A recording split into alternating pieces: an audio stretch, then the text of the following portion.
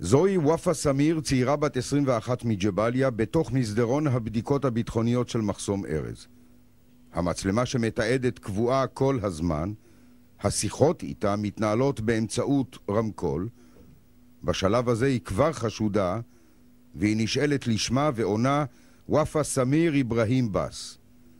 לאן את רוצה להגיע? היא נשאלת ומסבירה מיד, יש לי אישור רפואי, הנה, שימו לב לנייר שהיא מוציאה, והיא אומרת, אני צריכה להגיע לבית החולים סורוקה.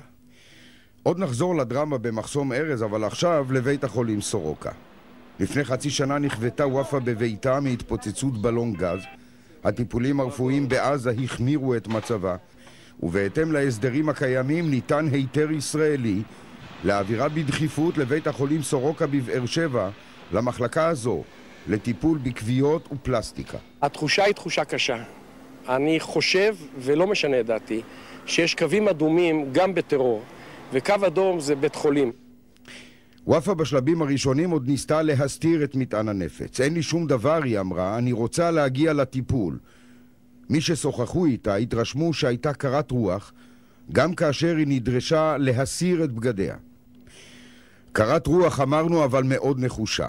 פעמיים היא ניסתה, הנה כאן, להפעיל את המטען כשהיא חובטת על מתג ההפעלה על ירחה, וכשאין פיצוץ היא משמיעה קריאות אכזבה בנוסח, אני לא מאמינה. האוכלוסייה הפלסטינית יורה לעצמה ברגל. פיגוע של חולה אמור לפגוע באוכלוסייה הפלסטינית, שמטבעם של דברים אנחנו אמורים ממחר בבוקר להחמיר בכל הבידוק איתן.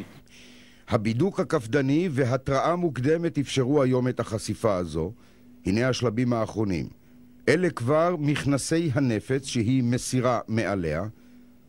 זה מה שאמור היה להתפוצץ היום.